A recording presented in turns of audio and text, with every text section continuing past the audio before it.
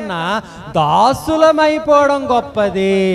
ఇది సర్వసత్యమైన మాట. చాలాసార్లు యవ్వన కాలంలో దేవుని దగ్గరికి వచ్చిన తర్వాత కొంతకాలం మనం ఎదుగుతునేటప్పుడు మనకి సొసైటీలో చాలామంది కనిపిస్తుంటారు.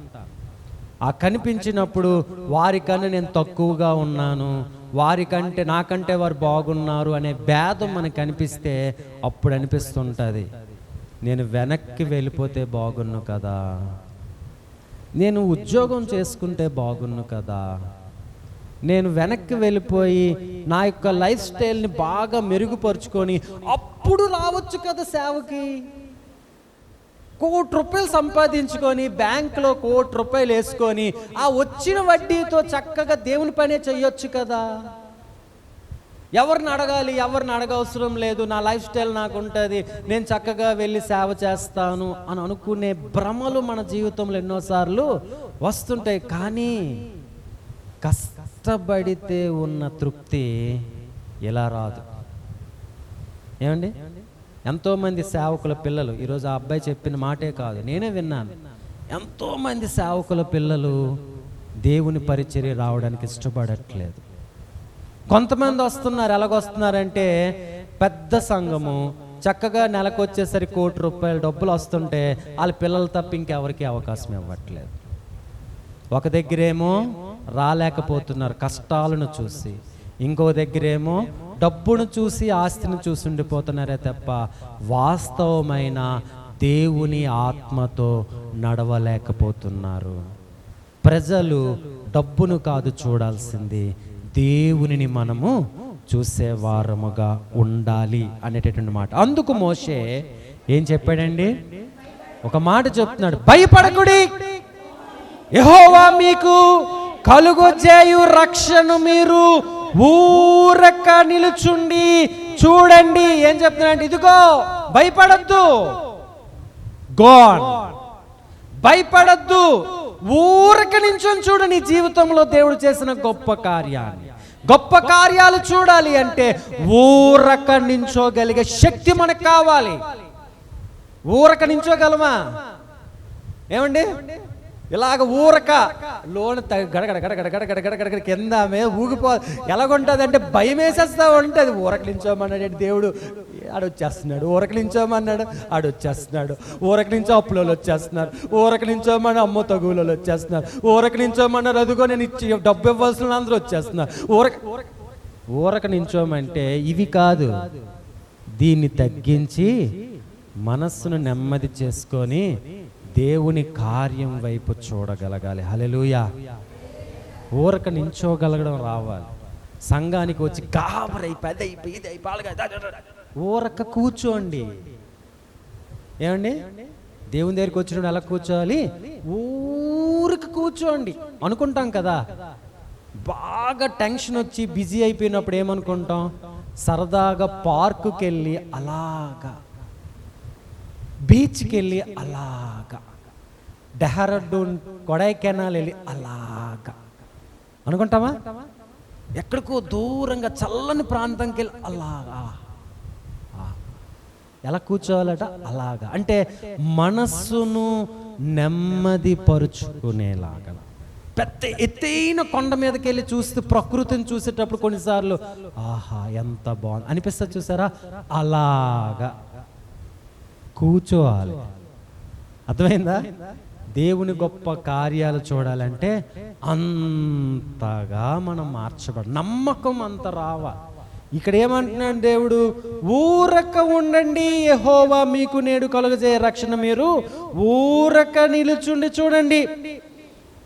మీరు నేడు చూచిన ఐగుప్తీయులు ఇక మీదట మరి ఎన్నడూ చూడరు. ఇదిగో ఇప్పుడు మీ జీవితంలో ఉన్న కష్టము ఇంకా ఎన్నడూ చూడరు.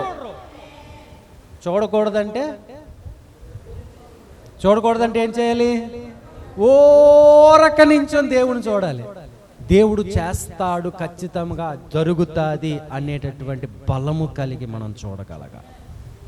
జరుగుతుంది, ఇది వీళ్ళ జీవితంలో జరుగుతుంది, వీళ్ళు విడుదలవుతారు. దేవుడు ఇంక ఎన్నడు దేవుడు చేసిన కార్యం ఎలాగుంటుందో తెలుసా? ఇంకా ఎన్నడూ నీ జీవితంలో అలాంటి దినాలు రాకుండా చేస్తాడు. ఏదేదో పై మెరుగులు రాసేవాడు కాదు దేవుడు. నీ జీవితంలో గొప్ప కార్యాలు, స్థిరత్వాన్ని ఇవ్వగలిగిన వాడు, స్థిరత్వాన్ని ఇచ్చేటటువంటి వాడు. కనుక నా దేవుడు అంటున్నాడు, అక్కడ మోషే చెప్తున్నా, ఊరక నించొని చూడు. ఓకే, యెహోవా మీ పక్షమున ఏం చేస్తాడట? ఇప్పుడు ఊరక నించుంటే ఏం జరుగుతుంది అని అంటే, దేవుడు నీ పక్షాన యుద్ధం చేస్తాడు. హల్లెలూయా. మీ కాంట్రాక్ట్ రావట్లేదు అనుకోండి, పూర్తి విశ్వాసముతో దేవుని మీద ఆధారపడి నించోండి. మీ పక్షాన దేవుడు మాట్లాడుతాడు. మీ అప్పులు తీరాలనుకోండి, మీ అప్పులన్నీ చెప్పాను కదా, మీ అప్పులన్నీ తీసుకుని వాళ్ళ పాదాల దగ్గర పెట్టి ఊరక నించోండి. రోజు తీరట్లేదు ఏంటి ప్రభువా, రోజు తీరట్లేదు ప్రభువా, రోజు తీరట్లేదు, రోజు అయిపోతుంది బాబా, రేపు వచ్చేస్తారు ప్రభా, ఎల్లుండి వచ్చేస్తారు ప్రభా, రేపు ప్రభా. అదేం ఊరక నించాడు? దేవుడు తీరుస్తాడు అంటే నమ్మకాన్ని బలపరుచుకోండి. ఆ బలమైన నమ్మకంతో మనము నడవగలగాలి అనే విషయాన్ని చెప్తున్నాను.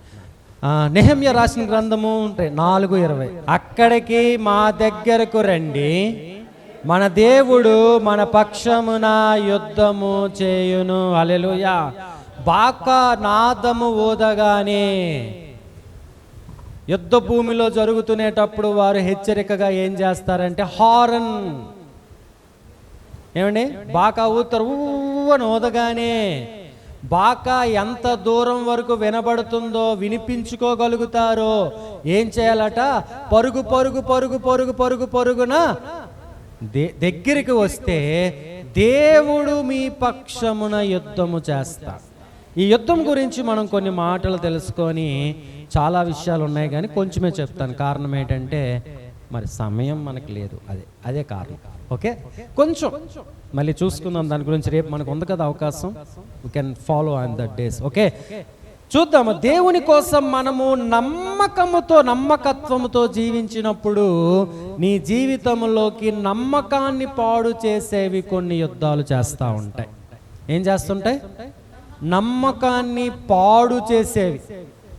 చాలామంది నేను యథార్థవంతుడిగా ఉండాలి అని అనుకుంటారు, కానీ నీ యథార్థత దగ్గర ఎక్కడో మెల్లిగా సాతాను దూరి 10 పైసల దగ్గర యథార్థతను తప్పిస్తుంది. ఎక్కడ తప్పిస్తుంది? 10 పైసలు దగ్గర. 10 పైసలే కదా, ఏముందలే అని అనుకుంటాం కాబట్టి అబద్ధం ఆడిస్తుంది. 10 పైసల దగ్గర, పావల దగ్గర, రూపాయి, ఏముందలే రూపాయే కదా అని అక్కడ తప్పిస్తుంది. అది అలవాటైన తర్వాత మెల్లిమెల్లిగా ఏం చేస్తుంది? మనల్ని ఎక్కడికి తీసుకెళ్తుంది? ఎక్కువ డబ్బుల దగ్గర తెప్పిస్తారు. ఎందుకు? నీ నిజాయితీ అని అందరూ నమ్మి నీకు ఇస్తుంటారు. అందుకు ట్రస్ట్ పోతునేటప్పుడు అలాంటి అంశము, యుద్ధము నీకు తెలిసేటప్పుడు నువ్వు ఎక్కడికి రావాలట? ప్రభువు దగ్గరికి నువ్వు రాగలిగితే అప్పుడు దేవుడు నీ తరపున దాని మీద యుద్ధం చేస్తాడు. హల్లెలూయా. విశ్వాసముతో దేవుని దగ్గర నుండి ఆత్మ ఆయుధాలను మనం సిద్ధం చేసుకోవాలి. సంఘం అంటే కేవలం ప్రార్థన చేసాము, వచ్చాము, నా కష్టాలు చెప్పుకొని వెళ్ళిపోయానని కాదు. ఈ యొక్క సొసైటీ మెరుగుదల కొరకు మనందరము కూడా యుద్ధోపకరణములను మనము సిద్ధం చేసుకోవాలి. ఏమండి, ఒక దగ్గరికి వెళ్తున్నాము, మన సంఘం మీదకి అనేక మంది శుద్రశక్తులు దాడి చేస్తూ ఉండొచ్చు, మన బలహీనతల మీద దాడి చేయొచ్చు. మనము నిక్కచ్చిగా ఉందామనుకుంటాం కానీ నిక్కచ్చిగా ఉండనివ్వనటువంటి దాడి మన మీద జరగవచ్చు. ఆ దాడిని మనము ఎదురు కొట్టాలి అంటే మన దగ్గర ఏముండాలంటే యుద్ధోపకరణాలు మన దగ్గర ఉండాలి. ఎప్పుడైతే ఈ బాకా మనకు వినబడగానే, ఒక శబ్దము రాగానే మనం ఏం చేయాలంటే మనందరము ఒకటై ఆ యుద్ధములో దేవుని తరపున మనం నించొని, మన తరపున దేవుడు యుద్ధం చేస్తుంటే మనము సహకారులుగా కనిపించాలి. హల్లెలూయా, హల్లెలూయా. ఈ మాటలు మనం చూసుకోవడానికి ఓకే, దీంట్లో ఆ యుద్ధోపకరణాలు, దేని కష్టాలు ఎన్నొచ్చినా సరే, ఏమొచ్చినండి? కష్టాలు రాకుండా ఉంటుందా క్రైస్తవులకి? ఏమండి, వస్తాయి, మర్చిపోవద్దు. యేసు ప్రభు కష్టాలు రాకుండా చేసేస్తాడు అని భ్రమపడద్దు. కష్టం అనేది వస్తుంది. ఆ కష్టములో నువ్వు నిరూపించుకోవాలి, ఉంటావో పడిపోతావో. ఉదాహరణకు ఒక కష్టం చెప్తాను. ఒక వ్యక్తి తాగుడు మానేస్తాను అనుకున్నాడు. దేవుడి దగ్గరికి వచ్చి ప్రమాణం చేశాడు. ప్రమాణం చేసిన తర్వాత తన జీవితం కొన్నాళ్ళ తర్వాత మరలా మెల్లిగా తాగుడు అలవాటు అయిపోయింది. తాగుడు అలవాటు అయిందంటే అర్థం ఏంటి? కష్టము వారి జీవితంలోకి మరలా ప్రారంభించింది. కష్టం అది వచ్చినప్పుడు దాని వ్యసనములోనికి పడిపోకుండా తను ఏం చేయాలి? ప్రతిరోజు ఇచ్చిన వాగ్దానాన్ని జ్ఞాపకము చేసుకోవాలి. ప్రతిరోజు ప్రార్థన చేసుకుంటూ ఆ మాట మీద నించోడానికి తాను కష్టపడి, నేను చెప్పేశాను కదా రాదు అని అనుకోవడానికి లేదు. నేను అబద్ధాలు ఆడను అని అనుకుంటారు కానీ అబద్ధాలు ఆడుతారు. నేను బూతులు ఆడను అని అనుకుంటారు కానీ బూతులు ఆడుతారు. నేను చెడ్డగా ఆలోచించను అనుకుంటారు కానీ చెడ్డగా ఆలోచిస్తూ ఉంటారు. నేను అప్పు చేయను అనుకుంటారు కానీ అప్పు చేస్తూ ఉంటారు. ఏమండి, నేను ఈ రోజు నుండి ఫోన్ పట్టుకోను అని అనుకుంటాను కానీ ఎప్పుడు ఫోన్తోనే ఉంటాను. నేను టీవీ చూడను అనుకుంటాం కానీ టీవీ చూస్తాను. సినిమాలు చూడను అనుకుంటాం కానీ సినిమాలు చూస్తూనే ఉంటాం. నేను కోపగించుకోను అని అనుకుంటాం కానీ కోపగా. కారణం ఏంటంటే నువ్వు దాని కొరకు ప్రత్యేకముగా యుద్ధానికి నువ్వు సిద్ధపరచుకోవట్లేదు అనే విషయం నువ్వు మర్చిపోతున్నావు. దేవుడు అంటున్నాడు, ఇదిగో ఎందుకొరకు అంటే కష్టాలు ఎంత గొప్పవైనా సరే దేవుడు మన కొరకు యుద్ధము చేస్తాడు. ఎప్పుడు చేస్తాడు? నీ యొక్క ఖచ్చితత్వమును బట్టే, నీ యొక్క యథార్థతను బట్టే. ఏమండి, ఏముండాలి? నీ యథార్థత, నీ నమ్మకం, నీ ఖచ్చితత్వం. నువ్వు సరిగ్గా నేనున్నానా లేదా అన్నదే ఇంపార్టెంట్. నా పక్కనోడు ఉన్నాడా లేదా అన్నది ఇంపార్టెంట్ కాదు. చాలా మంది అనుకుంటారు, ఇదిగో పలానా ఊర్లో పలానా పాస్టర్ గారేనండి తప్పు చేస్తున్నాడు, ఆ పాస్టర్ తప్పు చేస్తే నేను తప్పు చేయాలని రూల్ ఉందా? ఉందండి ఎక్కడైనా? నాకు అది ఆసరా అవ్వచ్చు కానీ నేను దానికి లొంగిపోకుండా ఉంటేనే దేవుడు నన్ను ఆశీర్వదిస్తాడు. హల్లెలూయా. అనుకోవచ్చు, పలానా పాస్టర్ గారికి అండి 2 పిల్లలండి, నేను 2 పెళ్లి చేసుకోవాలా? తప్పుందా? చేసుకోవచ్చు. ఏమంటే చెప్తా, ఆడుకున్నాడు 2 పిల్లలు, నాకు 4 పిల్లలు ఉంటే తప్పేటి? తప్పే, ఉండకూడదు. దేవుడు ఒకళ్ళనే ఇచ్చాడు, వాళ్ళతోనే నీ జీవితం అని నువ్వు నిర్ణయించుకొని నువ్వు కట్టుబడి ఉంటే నష్టమేముంది? పలానా బూతులు ఆడుతున్నాడండి, తాగుతున్నాడండి, సిగరెట్ కాలుస్తున్నాడండి, అది చూసి నేను అంటే ఆడికి వచ్చే కష్టాలు నీకు వస్తే ఉండగలవా? ఏమండి, యోబు దగ్గరికి ఇలాగే అనేక మంది అడగడానికి వచ్చారు కానీ యోబు ఏం చేశాడంటే ఎదుర్కొన్నాడు. హల్లెలూయా. నాకు వచ్చినా పర్లేదు, నేను దేవుణ్ణి విడిచిపెట్టాను అని అనుకున్నాడు. నా జీవితంలో ఏదైనా పర్లేదు, నేను దేవుణ్ణి విడిచిపెట్టను అనుకున్నాడు. ఇదిగో నేను దేవునికి వాగ్దానం చేశాను, మనుషులకు కాదు. నేను మనిషికి వాగ్దానం చేస్తే తప్పుతానేమో కానీ నేను దేవునికి వాగ్దానం చేశాను కాబట్టి ఏది నేను తప్పకూడదు. అది నాకు శ్రమ అని భయపడితే నీ జీవితంలో దేవుడు ఆశీర్వాదాలు ఇస్తాడు. చూద్దాం ఒకసారి కొరింథీయులకు రాసినటువంటి పత్రిక 2వ కొరింథీయులకు రాసినటువంటి 2వ పత్రిక 10వ అధ్యాయము 14వ వచనం. మేము క్రీస్తు సువార్త ప్రకటించుచు మీకు ఈ విషయాలు తెలియచేయాలనుకుంటున్నాం. దేవుడు ఎంత గొప్పవాడో తెలియచేయాలనుకుంటున్నాం. ఈరోజు తెల్లవారి యాదృచ్ఛికమో దేవుని చిత్తమో తెలియదు కానీ కీర్తనల భాగంలో దేవుని స్వరము గురించి మనం మాట్లాడుకున్నాం. ఈరోజు సాక్ష్యాలు వింటునేటప్పుడు దేవుడు ఉన్నతమైన రిజల్ట్ చూడడానికి దేవుడు మనకు అనుగ్రహించాడు. ఇప్పుడు వాక్యము చదువుతుంటే దేవుడు ఎంత బలమైగా మన కొరకు యుద్ధము చేయగలడో ఆ విషయాలు మనకి కనిపిస్తున్నాయి అనేటటువంటి మాటను నేను మీకు తెలియ. మా యుద్ధోపకరణములు శరీర సంబంధమైనవి కావు గాని, ఇందాక మనం చెప్పుకున్నాం కదా, యుద్ధోపకరణములు, యుద్ధానికి కావలసిన సామగ్రి ఏంటంటే శరీరానికి సంబంధించినవి కావు. ఒకడు కొట్లాటకు వస్తాడు అంటే కర్రలు సిద్ధం చేసుకుంటాం. ఒకడు కత్తులతో వస్తారంటే డాళ్ళు సిద్ధం చేసుకుంటాం. ఇంటి చుట్టూ ఐరన్ షీల్డ్ వేసుకుంటాం. ఒకడు తుపాకీతో వస్తాడు అని అనుకుంటే మనము జాకెట్లు, బుల్లెట్ ప్రూఫ్ జాకెట్లు వేసుకుంటాం. మన కార్లు, మన బంగ్లాలు అన్నీ కూడా బుల్లెట్ ప్రూఫ్లు చేసుకుంటాం. మనము కూడా ఎదురు దాడి చేయడానికి గన్నలు కొనుక్కుంటాం. అవతల ఫిరంగిలతో వస్తాడు అంటే మనం ట్యాంకులు రెడీ చేసుకుంటా, నువ్వెంత అంటే నేనంత అన్నట్టుగా. ఎలాగైతే లోక సంబంధించినటువంటి యుద్ధానికి చేయడానికి నువ్వు సన్నద్ధం అవుతున్నావో, ఆత్మ సంబంధించిన యుద్ధము చేయడము కూడా నువ్వు అదే రకంగా సిద్ధపడాలి. ఆత్మ సంబంధించినది అంతకన్నా భయంకరమైన యుద్ధము. దాన్ని నువ్వు గెలవాలి అంటే నీ దగ్గర ఆత్మ సంబంధించిన యుద్ధోపకరణాలు నువ్వు సిద్ధం చేసుకోవాలి. ఎప్పటికప్పుడు నువ్వు ఎక్సర్సైజ్ చేసుకోవాలి.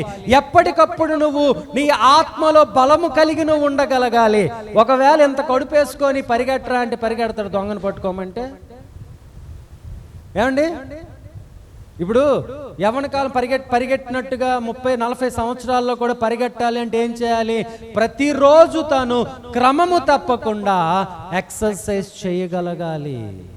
మనసును స్థిమితముగా నిలకడగా ఉంచుకోగలగాలి. ధైర్యాన్ని కూడగట్టుకోగలగాలి. ఏ సమయంలో ఎవరొచ్చినా సరే తను యుద్ధము చేయగల శక్తిని సంపాదించుకోవాలి. కానీ మనం ఎలాగయ్యామంటే కొలెస్ట్రాల్ ఎక్కువైపోయిన వారం అయిపోయాం. ఏ కొలెస్ట్రాల్? ఆధ్యాత్మికమైన కాని కొలెస్ట్రాల్ కదా. మనకి ఏటి ఎక్కువైపోయింది ఇప్పుడు? చెడు కొలెస్ట్రాల్ ఎక్కువైపోయింది. కొవ్వు, చెడు కొవ్వు, ఒంటి నిండా చెడు కొవ్వే. మోకరించలేం, గంట కూర్చోలేం, సువార్తకి వెళ్ళలేం, సాక్ష్యం చెప్పలేం, మాట్లాడలేం, మంచి చర్చ చూడలేం, మనసును కంట్రోల్ చేసుకోగలమా? మరి ఇవన్నీ ఏంటి? కొవ్వు కాదా? ఒళ్ళు కొవ్వు ఎక్కువైపోయిందంటే బాధ అనిపిస్తుంది. అందుకే అన్నం ఆత్మ కొవ్వు ఎక్కువైపోయింది. ఎందుకంటే ఆత్మ మనకు తెలియట్లేదు కదా. ఏంటి తెలియట్లేదు మనకి? స్పిరిట్ మనకు తెలియట్లేదు. స్పిరిట్ వచ్చి మనం ఒకటి కొడితే తెలుసున్నేమో, కానీ శరీరానికి ఆత్మ తెలియట్లేదు. కానీ దేవుడు చెప్తున్నాడు దేన్ని సిద్ధపరచుకోవాలట? ఆత్మను సిద్ధపరచుకోవాలి. శరీరాన్ని సిద్ధపరచుకోమని చెప్పట్లేదు. బైబిల్ అంతా చదువుకోండి, ఎక్కడ కూడా మీ శరీరాన్ని సిద్ధపరచుకోండి అని ఎక్కడైనా ఉందా? లేదు. శరీరము వ్యర్థము, ఆత్మ శ్రేష్టము. ఆత్మను సిద్ధపరచుకోండి. మీరు ఎప్పుడు రెడీగా ఉండాలి. ఈ క్షణము దేవుడు వస్తే ఎత్తబడేది ఆత్మే. మీ శరీరము మన్నైపోద్ది, విడిచిపెట్టబడుతుంది. కానీ నువ్వు ఏం సిద్ధపరచుకుంటున్నావు? తెల్లారులేకి సబ్బు రాస్తావు, నీట్గా పౌడర్ రాసుకుంటావు, మంచి షాంపూలు పెట్టుకుంటావు, నీట్గా ముస్తాబవుతావు, కానీ లోపల ఆత్మను మాత్రం చంపేస్తుంటావు. ఆత్మను సిద్ధపరచుకోమని ఈ మాట తెలియజేస్తున్నాడు. ఏమని? మనకేం కావాలట? ఆత్మను సిద్ధపరచుకోవాలి. యుద్ధములో ఎవరుంటారంటే నీ ఆత్మే ఉంటుంది. నువ్వు ప్రతిరోజు యుద్ధం చేస్తున్నావు. ఎవరితో యుద్ధం చేస్తున్నావంటే నీ శరీరముతోనే నువ్వు యుద్ధం చేస్తున్నావు. జ్ఞాపకం పెట్టుకో. ఈగో ప్రాబ్లమ్స్, నీ శరీరమే ఈగో, అదే నీకు ప్రాబ్లం. దాంతో నువ్వు యుద్ధం చేయాలి. కన్ను ప్రాబ్లం, చూసిందల్లా కావాలంటది, దాంతో యుద్ధం చేయాలి. ఏమండి? సుఖం ప్రాబ్లం, దాంతోనే యుద్ధం చేయాలి. ఎందుకంటే అది అడగకపోతే శరీరం మలుగుతుంది, మనసు అతలాకుతలం చేసేస్తుంది, పిచ్చి పిచ్చి చేసేస్తుంది, అటు ఇటు తిప్పేస్తుంది. అంటే నేను ఇష్టం లేదా, నా కొరకు ఇది కొనవా అనిపిస్తుంది. పొరపాటున వెళ్ళి నాకల్లా చీర నచ్చింది నాకు కొనండి అంటే మీ ఆయన కొనను అన్నారు అనుకోండి. నా మీద ప్రేమ లేదా నీకు, నేనంటే ఇష్టం లేదా అని ముఖం పెడతాం కదా ఖచ్చితంగా. నువ్వు పలానా పని చెయ్యొద్దు అని మగవాడికి చెప్పే, వాడికి నచ్చిన పని చెయ్యొద్దు అనగానే తనకి సర్రమని వస్తుంది కోపం. నువ్వెవరితో నాకు చెప్పడం, ఇక నేను చేసే పని నువ్వెవరు అడ్డొస్తావు. ఎక్కడొచ్చింది? దేంతో యుద్ధం చేస్తున్నాం మనం? దేంతో చేస్తున్నాం? శరీరముతోనే. ఇది రోజు ఉంటుందా, ఎప్పుడో ఉంటుందా? రోజు. నువ్వు రోజు యుద్ధం చేయాలా, ఎప్పుడో ఒకరోజు యుద్ధం చేసి సరిపోద్దా? రోజు యుద్ధం చేయాలి. నువ్వు గెలిచినంత వరకు యుద్ధం చేయాలి. నీ శరీరము నీకు లొంగిపోయినంత వరకు యుద్ధం చేయాలి. నీ శరీరము నలగొట్టుకున్నంత వరకు యుద్ధం చేయాలి. ఆ యుద్ధము ఎవరు చేస్తారో తెలుసా? నువ్వు దేవుని బోర వినగానే ఆయన దగ్గరికి వెళ్తే నీ తరపున దేవుడు యుద్ధం చేస్తాడు. హల్లెలూయా.